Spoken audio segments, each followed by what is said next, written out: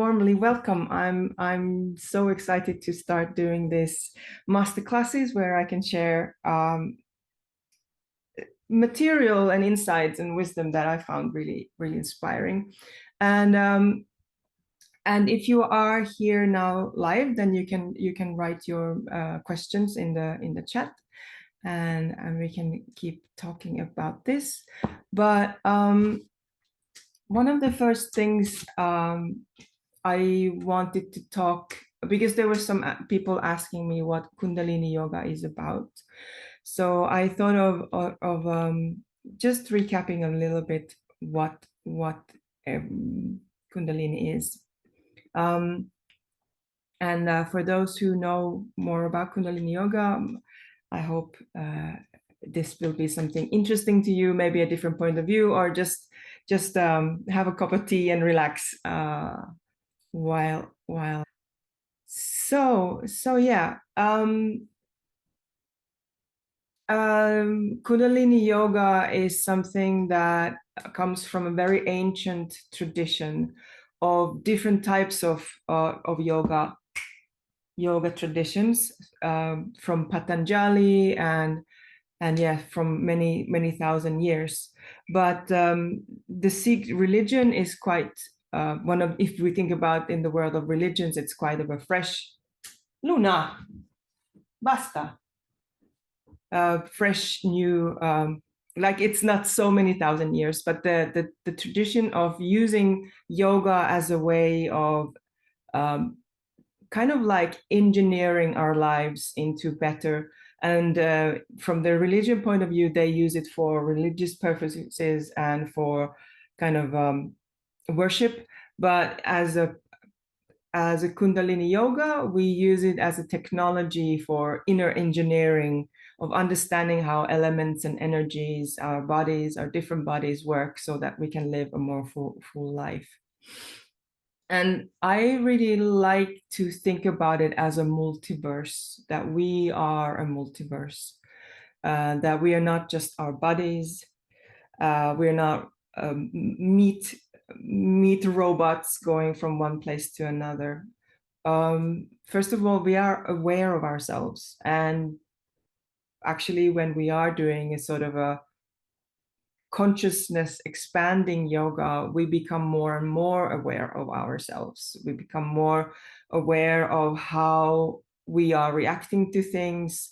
We are aware of how we can support ourselves to live healthier, happier, more purposeful, and even more successful lives. And when I say success, I mean it in a very broad sense.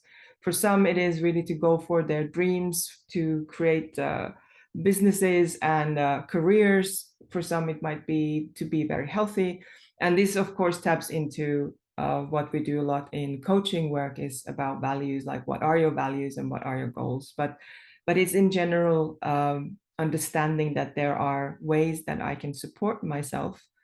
And in that, I think Kundalini yoga is very unique in its aspect of being prescriptive. So meaning that if you, whatever question you have, even if it's about boosting your glandular system, or having some internal mental blocks that are keeping you from being successful, if we're working with our electromagnetic field, all these kind of things, you can find a kriya, you can find a specific practice that you can start practicing that, so that you can strengthen it. And it could be even just stress, or it could be with some neurosis. It could be about balancing your head with your heart. And also, what I'm going to talk a little bit now here is how that very deep, strong sexual energy, which is called Kundalini, which is profoundly the Kundalini energy, how we can raise that energy, and then how we can navigate and use that. Luna, my dear cat is giving me some hard time. Okay. Go on. Go. Now.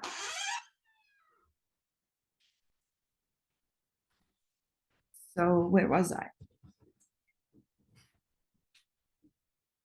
Yeah, so how there can be there are real, like you could call them in a way medical, medical, not in a way of from clinical medicine, but in the way of some kind of holistic therapeutic practices that can support your the rising of the sexual energy and using that sexual energy in particular ways. And there are different ways. Either it can be about potency and stamina, it can be of pleasure, it can be about reproductive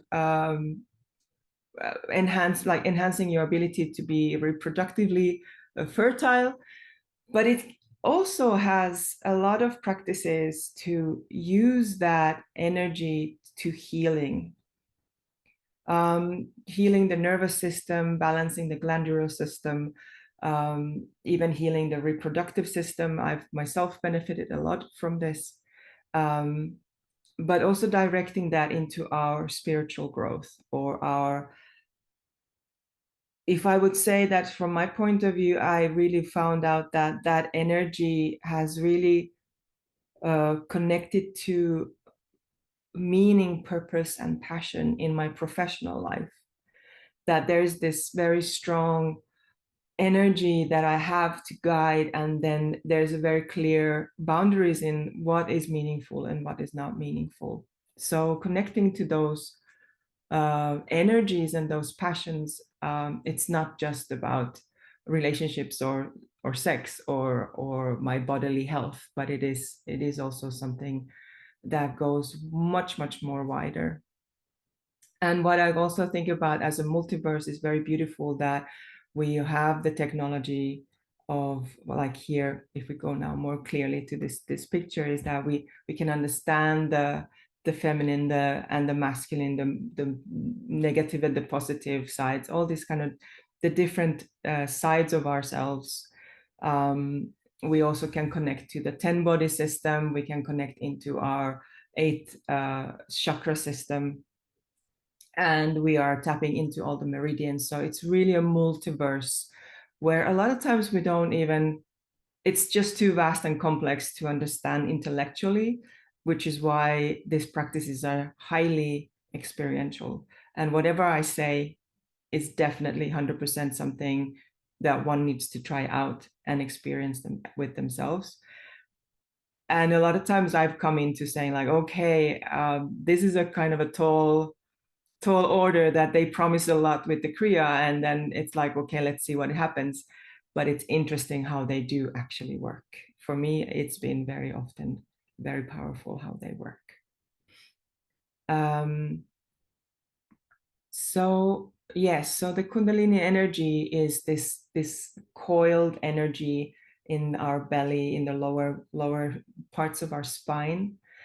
And some show it as this kind of a individual serpent, or some talk about it as a double coiled serpent, which is also what we have in medicine. This kind of medical sign, which is somehow very fitting to the idea of these practices being therapeutic, medical.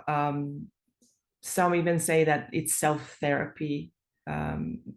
Yeah, it does, because it doesn't only soothe us, but it also pokes and provokes in a way that stuff comes out. And I was just talking with somebody doing a practice now for several days, that she decided to want to face this issue, this trauma that was in her body and in her energy bodies and in her subconscious living. And the practice was bringing it out. And then you can choose whether you want to deal with it or you don't want to deal with it, but you become more aware of it. And it might sometimes not be pleasant, but it's something that bubbles out and burns out and liberates through this complexity of the work. It's called the sacred feminine. It's also called the Shakti power. And as such, Kundalini practices and the Kundalini energy is very much about feminine leadership, about the feminine power, which I feel that in today's world is really missing. So in order to balance the toxic masculinity, working with the Kundalini, both for men and women, is very much balancing. And I always say that this is inner activism, in the sense that we are healing the world through healing ourselves, and we're balancing the world and elevating the world through balancing and elevating ourselves. And these practices that we do are awakening this serpent, awakening this energy that starts to coil, and then it rises more higher up. And we have the 3 lower chakras, and then which are more like more material in the idea of, or energy that goes down, the heavier outwards. And then we have the higher chakras that are more of energetic and of elevation. What is very interesting is that we have this idea of the higher, and maybe it's called the more masculine, the Shiva, and then the Shakti is the down. But what happens when when the Shakti starts to rise up and meets the Shiva, so these 2 polarities from the up and down, when they meet, we're actually, when we elevate our consciousness, we are becoming less binary. So there has been a lot of talk of the problematics of ancient yoga, talking about the feminine and the masculine, or the Shiva and the Shakti. I don't think there is a problem in that sense. Maybe I just stop sharing just for a second. I don't think there's a problematics in this duality and the polarity, because they are the, let's say, the magnetic polars, the plus and the minus, in a way. So they are the ends or the extremes of this polarity field, but there is a whole spectrum in between. And me, I can identify myself as very feminine but very masculine in some different aspects. And I believe the whole beauty of finding our matches with our, if we are in a relationship, it is really that complexity of where our masculine and where our feminine polarities kind of match and meet. So, and also as a spectrum, then that allows me to also explore, and also allow myself to keep fluid in that spectrum of who I am and how I am. But that the polarities, we are living, the yogis say that we live in a polarity planet, that everything is born from the dualism, everything is and the attraction between either, whether it is a partner or whether it is a client, it is always attraction of different polarities. So there is some kind of plus and minus that are meeting. There's something with the feminine, the masculine energy, that are having a dialogue and attraction. And there's something very interesting, whether it happens in myself as elevation of my consciousness, or with the merge of the polarities, that there's a unity, which is an elevation, a growth. And that it is also a play of how they don't just collapse, but how you keep that polarity. And I think in a long-term relationship, it's a lot about how do we work with this merging into the duality, and then keeping up that tension, with that tension of the polarities. Hi, beautiful. Hi. Yeah. So rather than just saying that there are no polarities and there are no binaries, it is I think fruitful to recognize that there are the binaries, but they are not stable and they are not one. And that we, even like, I find it very beautiful, the idea that angels are non-binary, in the way that they are this elevated, almost like a twin spirit, that they are very strongly feminine and very strongly masculine. But that balancing and that play becomes a dance. So maybe I can actually continue with my sharing here into the dance.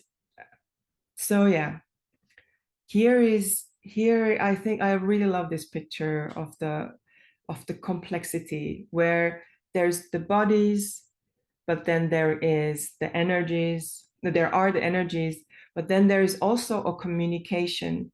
And if you look at the picture here, you see that there is the gaze, and we share our life force, our prana, through our gaze, through our words, through our touch.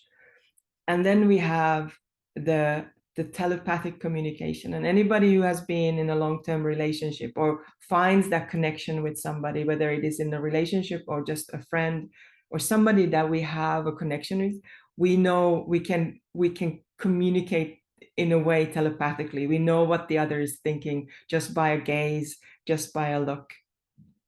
And that what I found very important when we expand our notion about working in relationship with other people is how our energy touch, how our aura, how I am aware of my aura, how am I owner of the domain of my aura so that it's not overtaken by other people, but also in a way of how I am mindful, how I am touching other people. So is my aura already penetrating, attacking, crossing other people's boundaries, or is it in a way that we are in a communication on an energetic level? And with Kundalini, we think about the aura as an 8th chakra. So there's an 8th chakra work. But then when in the multiplicity or in this multiverse of what where we're living in, we have other energetic bodies, which are also the halo. And the halo is very important, particularly for women, in a sense that we have a double halo in a way from breast to breast and from ear to ear. And if we have a weak halo, we get confused, we don't really know where we are. Our families start to become unhealthy, confused, poor. And when we as women strengthen our halo, it makes us shine this sacred kind of divine energy that brings good fortune, it brings abundance, and it shares also care and health to our people who we meet and who we touch. So if you want to, for example, work with attraction and radiance, the halo is something that we need to work. And that's kind of charisma as well. And some are born with it and some are not born with it. But the good news is that we can strengthen it. We can always work with the halo. And in the as women who have families, or want to be a supportive element in their community, working with the halo is really important, because it's like energetic food that enriches everybody, not just you, but everybody. And it's also what becomes magnetic for attracting either partners or clients, however you want to see it. And I'm going to talk more about the magnetism tomorrow. And yes, of course, then we have here the sexual connections. And also I like to add here, which is very beautiful, is the ancestor. And one of the pieces that I do find very much lacking in today's conversation is how we are connected to the ancient wisdom. How are we healing the ancient trauma, like our ancestral trauma? What am I carrying from my maternal lineage or my paternal lineage? And then how we are transmitting the healing, not just to the past, but also to our future, through our children. So yeah.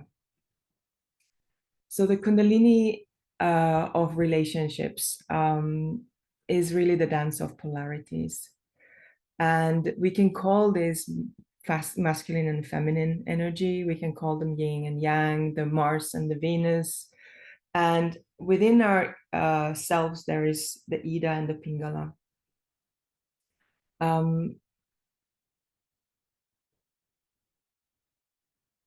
And then, yeah, I'm already going a little bit to tomorrow's topic. So I'm gonna skip to the next one here, to go back to the polarities. Because one of the important things about understanding whether, so from outside the man and the woman, this could be in the same sex relationships or even communities. If you are a community of just the same sexually identifying people, we tend to take different roles in those. But if we call them the more masculine trait and the more feminine trait, there the woman, the not the woman, but the feminine is something that is more fluctuating, is more moving, while the masculine is the one that is stable and maybe holding the framework where the creative energy and the creative force can move in a safe environment. So the masculine is more of the provider, from bringing from outside to the in, while the feminine is giving from the inside to the out. uh, what is said that everything is 16 times more amplified with the female, in a way, whether it is wisdom, whether it is neurosis, whether it's being nurturing, or whether it is being jealous. All these traits are amplified when we really tap into the pure feminine energy, while the masculine is more of the provider, the lover, the counselor, and the rock. But they are also the hunter, and they are also kind of the hero. The masculine really thrives when they can be a hero, while the feminine energy thrives when it can be fluctuating and creative. And these both have their strengths and their weaknesses. They both have abilities of being a leader. And we can just think about the matriarchies or the patriarchies. There is the leadership in both. And what is, but in when we work in relationship with other people, the woman, let's say, or the feminine, has the ability to communicate from themselves to the third eye point of the masculine. And this is something that I this is one of those pieces where I was like, this is a very sounds very woo-woo, that this is something that I don't really believe, but it is actually a very powerful way to move from nagging into your queen energy, where you elevate the intention and the quality of thoughts in the family or in the group. And what you're doing is through where you're communicating through your energy, through your aura and your halo, to the third eye point of the other person. And I did try this out, and it is quite interesting how it works. And I really recommend to try it out. The challenge is not the true challenge is not to get the communication going. The true challenge I noticed was with myself, that I noticed that I could keep it up for a couple of hours or a couple of days, but then I lacked stamina to stay in that elevated mindset, in the sense that I wanted to fall into my patterns of victimhood, my patterns of being needy, or not being the leader of the situation. Or I was falling into a masculine way of being a leader, or falling into nagging, or falling, all those patterns. And those moments are always annoying, because then I can't blame the other one. I can only blame myself for not being the stronger one. But it was very empowering, in the sense of finding my feminine leadership and starting to find my voice in a situation where I didn't feel I had any, let me take this away, like where I felt like I had no tools to communicate. Like I didn't feel that I was being heard. And whenever I was speaking, that it was just creating conflict. Then going into working with this telepathic communication with the other through positive and trying to remind myself to talk positive things to the other person and even tell about my needs through the positive, saying like, I need you as my hero. I need you to help me with this. I need you to be the strong masculine so that I can be the feminine, or to say that I need you to be courageous enough to question your old-fashioned views, whatever it is.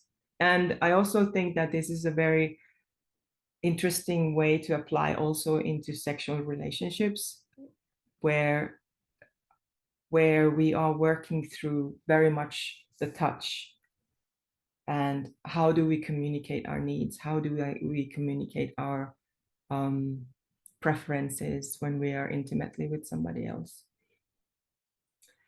And so yeah, do you have any questions, or shall I continue? No, it's amazing. Keep continue. At that, I can summarize a little bit that yes, we live in a polarity planet where we can name these polarities as the feminine and the masculine, and that, let's say, all life in the cosmos, it comes from that moment of polarity happening, and that life is born through the two polarities merging, um, and that the feminine is the one that keeps the caliber through her own energy. So it is really important for us women identifying humans to remember this, that working on ourselves, healing ourselves, and developing our own well-being and our own consciousness benefits everybody around us. And that is so opposite to what we are learned to do. We are learned to not take space. We're learned to not invest in ourselves, when in fact that is the biggest thing. And that goes even when we are leaders of our companies. And that doesn't only go for female leaders, that goes for every leader of a company, whether you're CEO, founder, self-employed, is that you are the biggest asset of your company. And if you're not well, and if you're not developing, and if you're not strong, then your company is neither. You're not going to be able to, you're not able to gonna hold that energy that comes towards you. And you're not able to, I need to talk to you now. Yeah. When we are either in a relationship or in a company, let's say the better things go, the more energy there is. And if we are not strong in our nervous system, that amount of energy that happiness brings, or the stress things, or the challenges brings, there's a limit to everybody how much we can take of that stress. But if we work on our nervous system so that the polarities and this magnetic wind or storm that is around us, if we are more rooted in ourselves and into the ground, we can take more of that. We can also neutralize negativity and just use that as a strength to go on with our lives. And so I think a lot of us can't be as successful as we could be, because we just don't have the wiring that is strong enough to take all that energy that comes in. If you think about a light bulb, um, the light bulb there is lower voltage or has weaker filaments, it's going to pop.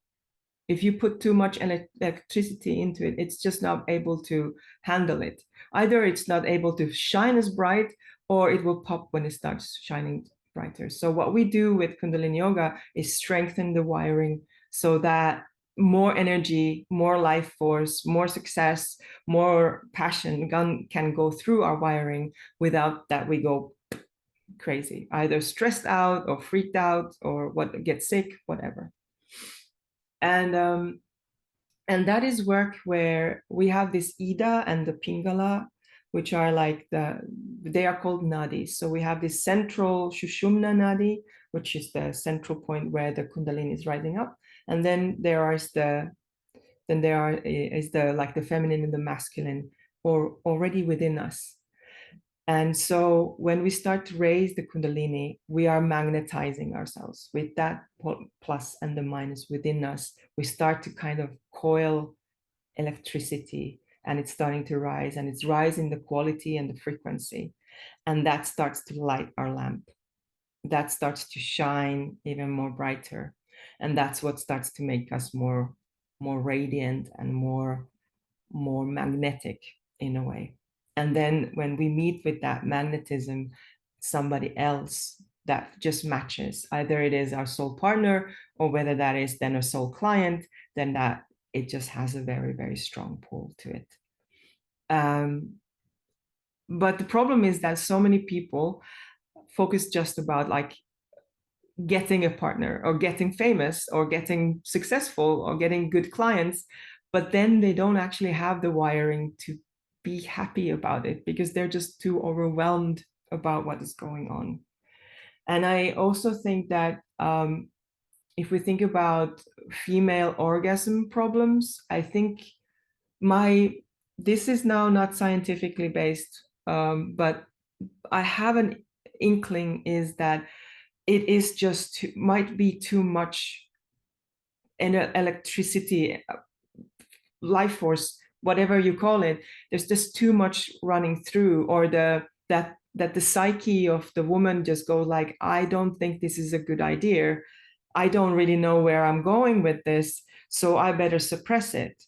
So in that sense, Kundalini Yoga is very, very good in strengthening those pathways of rising and releasing, and then not just knowing how to bring it up, but also how to navigate it once it's up, and then also how to bring it down. And that's on an energetic level. Then we, of course, have the whole musculature, the lower chakras working, the root lock especially is really a pelvic floor exercise where we're doing that. So I think it's purely on a physical level, but also on an energetic and subconscious level.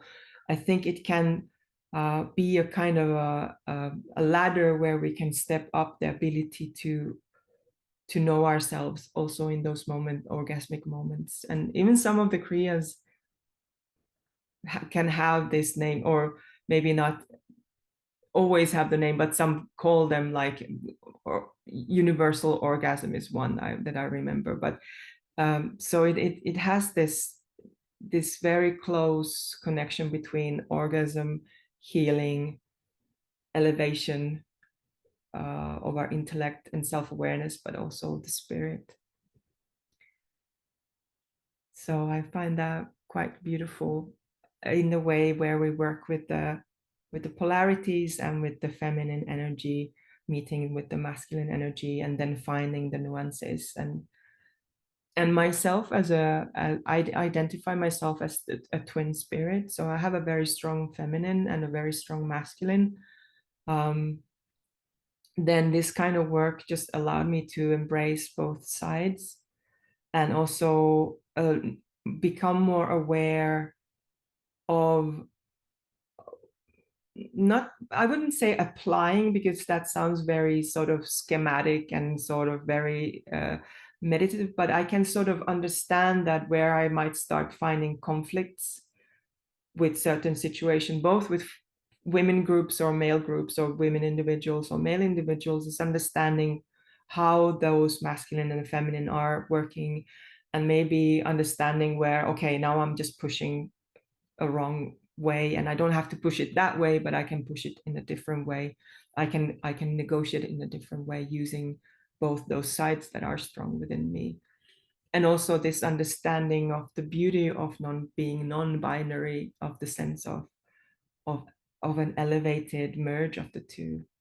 Yeah, so I think that's pretty beautiful. I would really like to do a little practice, just just a little meditation. And actually, this is not something that I've known for very long, but this is a stroke of breath for stability. So I was thinking about how there are a bit longer and more complicated practices to balance these polarities. So I don't think that's something we want to do right now, but we could do it this summer maybe. Because I was thinking about that this summer would be because the summer is a beautiful time where the sun and the fire energy is so strong and it's very natural. Our whole bodies are on a boost right now. And there's this energy that we can really tap into so that we can actually really harness it. So that we don't come to the winter and we're completely out of it. Like it's much more opportune right now to work with these energies, and also sort of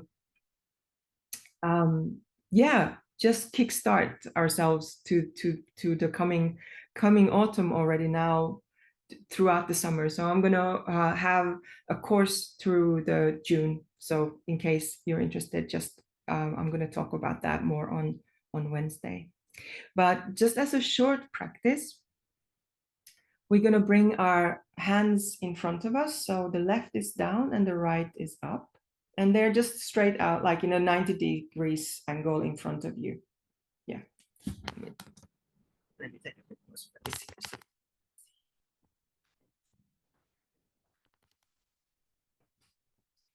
So just in front of your body like this. And if you feel comfortable closing your eyes, then you can close your eyes. We're going to be here. We're going to be here for 5 minutes. So you can just find a very sort of relaxed way of being here, taking just 5 minutes for yourself to find stability in yourself and with this multiplicity of beings that you are, from the physical to the spiritual to the energetic, the psychological, the emotional. And what we are doing here is that we're going to start breathing.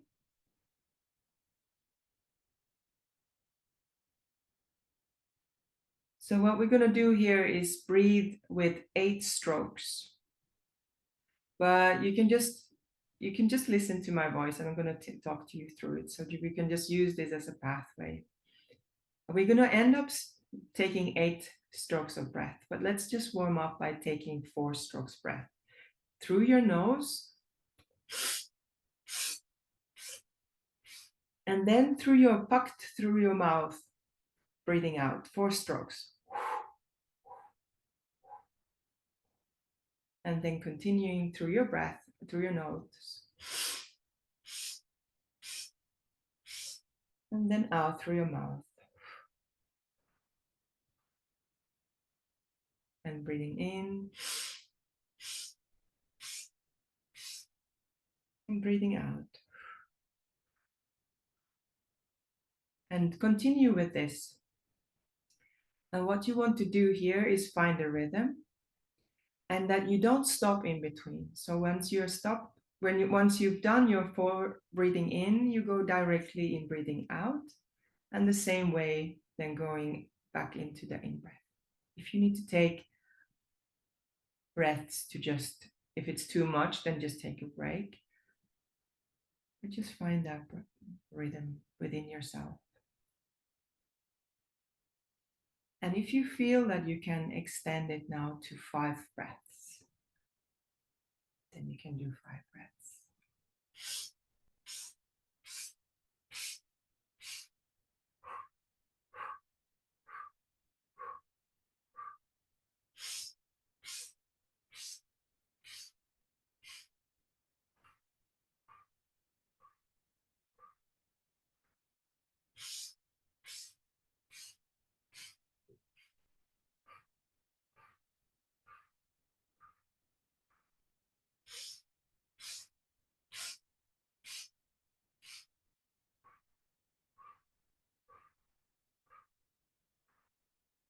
doing really great. And you can stay here or go back to 4, or you can go to, let's go all the way to 8 now. Just try if you can do it.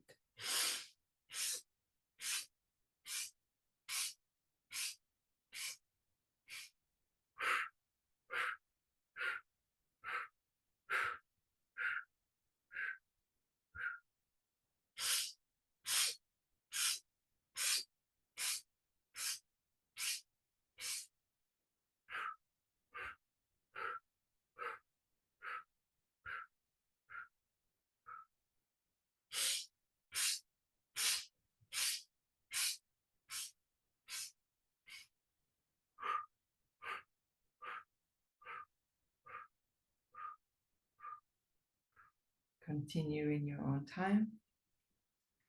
And what you can start finding out here now is that your nervous system might be saying like, oh no, I want to go here, or stop. Or your mind might say like, oh, I don't want to do this. Whatever.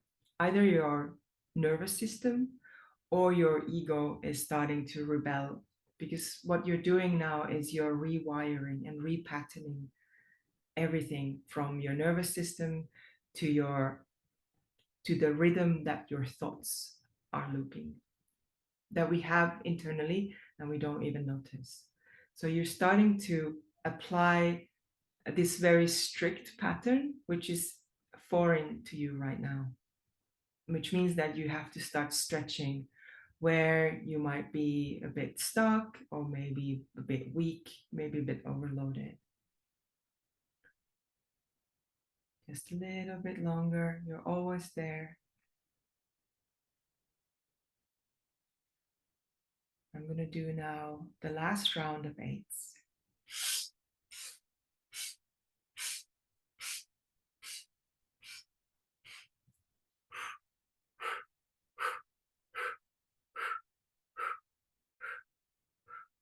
Now take a deep breath in. Hold your breath. And now apply the root lock, where we squeeze the anus, the sex organs and perineum, and the navel center, scooping in, and also the navel comes up, allowing your heart and your shoulders to relax, and holding that, where we start to integrate all of this magic into our cell and energetic bodies, and then breathe out. And you can bring your hands to your knees and just breathe slowly. Just feel how you feel now. Allow yourself to enjoy this moment of balance and stability, where your mind has calmed down from all the chitter and chatter, where you become more embodied, more embodiedly aware of who you are, how you feel, and just enjoying that energy flowing around. We've been now raising this sacred Kundalini feminine energy.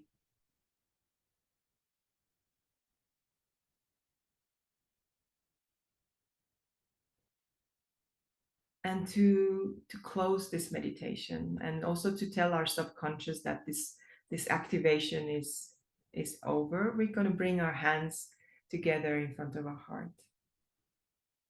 And here again, we are working with polarities. So we have the left and the right, the masculine and the feminine, the moon and the sun, the Ida and the Pingala, the magnets. We bring the magnets together, and you can even find this little bit of pressure. So you're pressing your hands that they are supporting each other, and feel the power. Feel how powerful you are. That whoop, and that energy that you're creating is circulating around your spine, going upwards on all the way up through your head to the cosmos, and at the same time from your sex organs, it's going down to Mother Earth. So you're kind of rooted down to the earth, and you're elevated up to the skies. And the left and the right are the magnetic poles. So you're really magnetically rooted to yourself and to everything around you, to the world. And I'll take a deep breath in. And breathe out. And take a second breath in. And breathe out, and feel how your aura around you is really filled with light and filled with energy. And your whole body is filled with life force. And now take a last breath in. And let's say together, Sat Nam, truth is my name. Sat Nam. And thus the practice is over. Thank you so much. And also the first day of this masterclass is over. Thank you so much for sharing the time with me. I really appreciate it. And see you tomorrow, hopefully. Yeah.